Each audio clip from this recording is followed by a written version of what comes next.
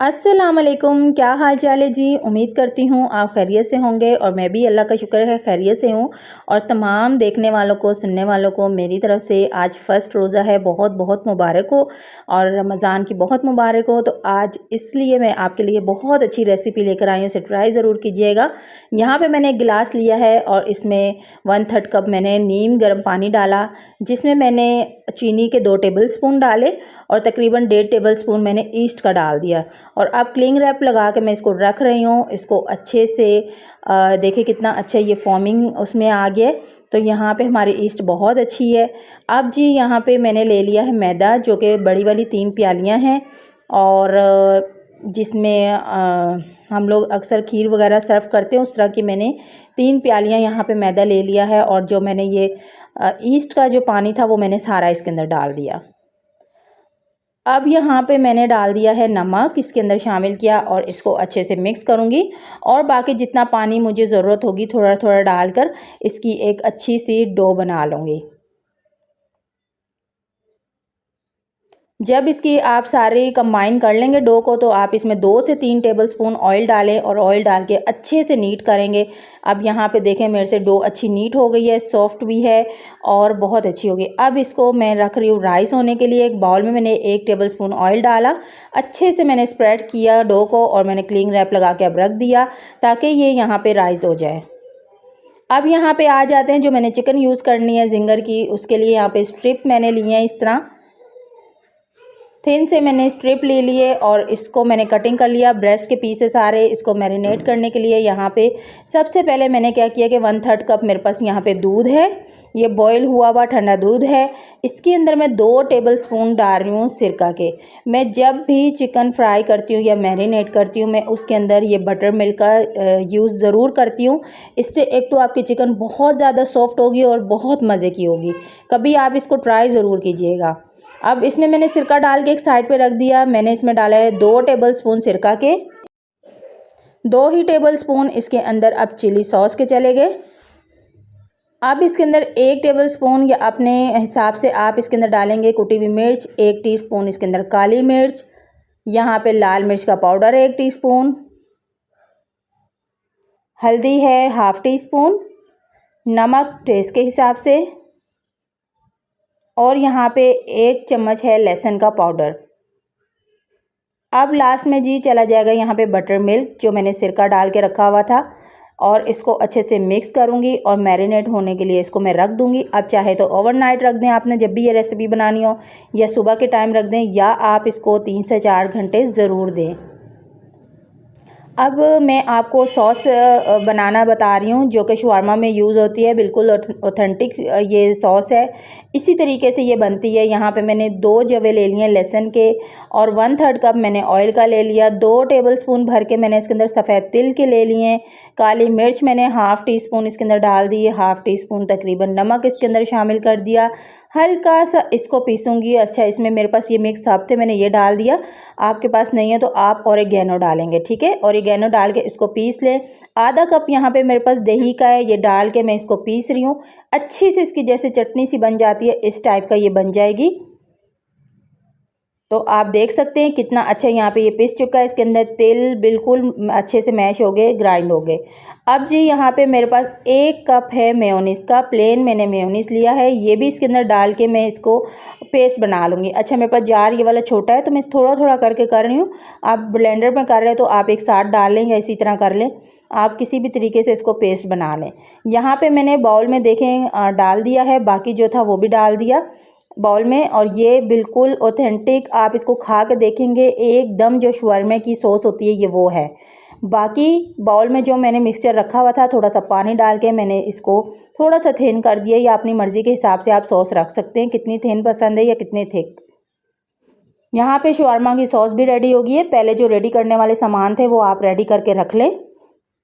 ये सब काम आप कुछ जो है 1 दिन पहले भी कर सकते हैं। यहाँ पे चिकन मैरिनेट हो चुका है, 4 से 5 घंटे मैंने इसको दिए हैं।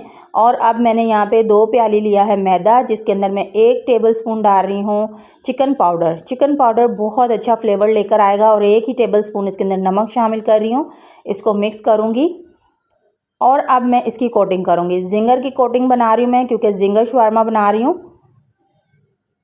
तो अच्छे से इसको पहले मैं मैदा लगाऊंगी प्रेस कर करके, ताकि बड़े अच्छे इसके क्रम्ब बने। फिर ठंडा पानी एक साइड पे रखें, आप ठंडे पानी में डिप करें और निकालें, दोबारा से इसको क्रम्ब करें, बड़ी अच्छे आपके ये क्रम्ब्स बन जाएंगे।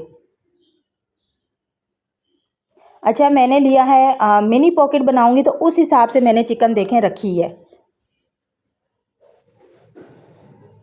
अब ऑयल गर्म होने के लिए रख दिया था और मैंने इसके अंदर ये स्ट्रिप्स डाल रही हूँ, लेकिन इतना आपने डाल के इसको हिलाना नहीं है, बिल्कुल भी छोड़ देना है 1-2 मिनट के लिए। जब आपको लगे कि नीचे से हल्का सा क्रिस्पी हो गया है, फिर इसकी हम साइड टर्न करेंगे, वरना इससे पहले आपने बिल्कुल भी चम्मच नहीं चलाना है और यहाँ पे इसको टर्न करना है। इस टाइम पे फ्लेम को थोड़ा सा मीडियम कर दें, ताकि ये अंदर तक जो चिकन है वो आपका पक जाए।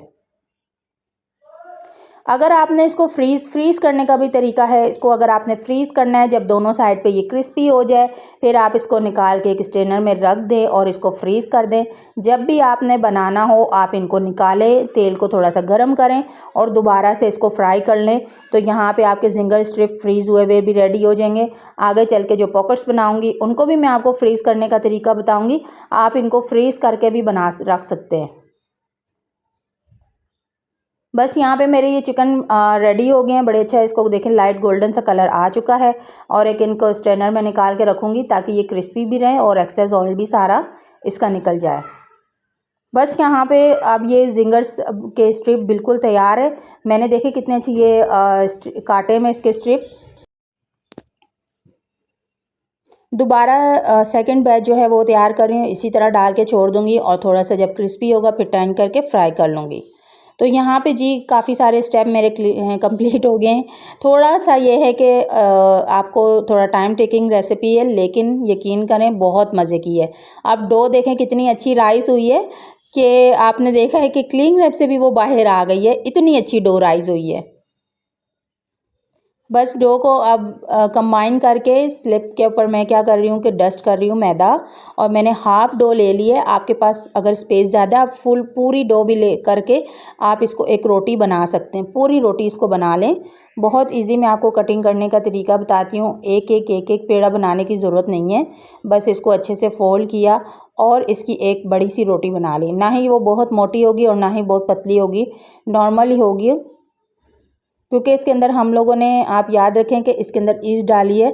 तो जैसे जैसे आप रेडी करते जाएंगे पॉकेट्स को, पीछे से जो दूसरे होंगे पॉकेट्स वो थोड़े से दोबारा से राइज होंगे। तो इसलिए आप बहुत ज़्यादा डो को मोटा ना रखें। आप कोई भी कटर ले लें, गिलास ले लें, कप ले लें, प्याली ले लें, जो भी आपको ईजी लगे या जो शेप आपको पसंद हो इस हिसाब से आप इसकी कटिंग कर दें।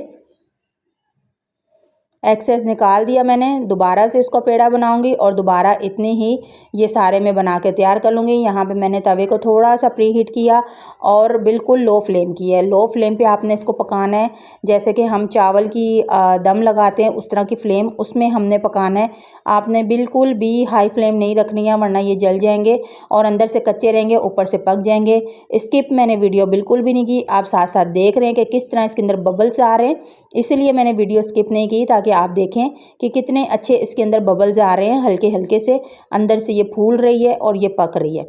अब साइड्स इसकी चेंज कर करके मैं इसको पकाती रहूँगी। ये बड़े अच्छे से बन गए हैं और फूल देखें कितने अच्छे ये फूल रहे हैं, बड़े सॉफ्ट बने थे, बहुत मज़े के बने थे। अच्छा जी, अब इनको भी मैं आपको फ्रीज़ करने का तरीका बताती हूँ। यहाँ पे आप जब ये बना लेंगे, ठंडे हो जाएंगे, तो आप क्या करेंगे, अच्छे से इसको बैग में डालकर इसको फ्रीज़ कर दें। जब भी आपने बनाना होगा, मैंने आपको बताया हुआ है कि चिकन कैसे फ्रीज़ करना है। आप दोनों चीज़ें निकालें, चिकन को फ्राई करें और इनको आप हल्का सा तवे पे सेक लें, तो यहाँ पे ये आपके फ्रेश हो जाएंगे। अब यहाँ पे मैंने आधी बंद गोभी ली है, इसके अंदर एक शिमला मिर्च डाली है और जो मैंने सॉस बनाई है शवारमा की वो इसके अंदर डालकर मैं इसको मिक्स कर रही हूँ। आपकी मर्ज़ी है, आप इसको ऐसे ही मतलब खाली बंद गोभी डाल दें या फिर आप इसी तरह सॉस डाल के इसका एक पेस्ट बना लें। अब सारी चीज़ें मैंने असेंबल कर दी हैं। फ्रीज़ करने का तरीका भी मैंने आपको बताया है कि आपने किस तरह फ्रीज़ करना है। अब देखिए माशाल्लाह से ये पॉकेट को मैंने कटिंग किया आपके सामने, कितना अच्छा ये पॉकेट बना है, क्योंकि ये जितने अच्छे फूलेंगे उतने अच्छे आपके पॉकेट्स बनेंगे। अब दोनों तरफ से शवारमा की सॉस लगाई और इसके अंदर मैंने एक जिंगर की स्ट्रिप डाली। फिर इसके अंदर जो गोभी का मैंने सैलेड बनाया है ये मैंने डाला। अच्छा, आप इसके अंदर खीरा वगैरह यूज़ कर सकते हैं, आपकी टोटल ऑप्शनल है कि आपको क्या पसंद है, आप वो कर सकते हैं। और इस तरह यहाँ पे जो पॉकेट्स हैं शवारमा पॉकेट्स वो रेडी हैं। अच्छा, मिनी मिनी बनाने का फ़ायदा ये होता है हर चीज़ के दस्तरखान पे माशाल्लाह बहुत सारी चीज़ें होती हैं, तो थोड़ा थोड़ा खाया जाता है और ये आराम से ईज़िली आप खा लेंगे। अब यहाँ पे मैं इसकी रेड जो सॉस है ये मैं डाल रही हूँ उसके ऊपर। ये भी बड़े मज़े की लगती है ये सॉस की। अगर आपको रेसिपी चाहिए तो मैंने पिछले पॉकेट्स वगैरह बनाए हैं, रेसिपी बनाई है, आप उसमें ये देख सकते हैं। तो यहाँ पे शवारमा पॉकेट्स बिल्कुल तैयार हैं। उम्मीद है कि आप इसको ट्राई ज़रूर करेंगे। आप भी इस पॉकेट्स को बनाएं और एंजॉय करें। जिंगर शवारमा पॉकेट्स को इजाज़त चाहती हूँ, फिर मिलती हूँ किसी नेक्स्ट रेसिपी के साथ। अपना और अपने घर वालों का ख्याल रखिएगा और मज़े मज़े के खाने बना के एंजॉय करवाइए उन सबको। अल्लाह हाफिज़।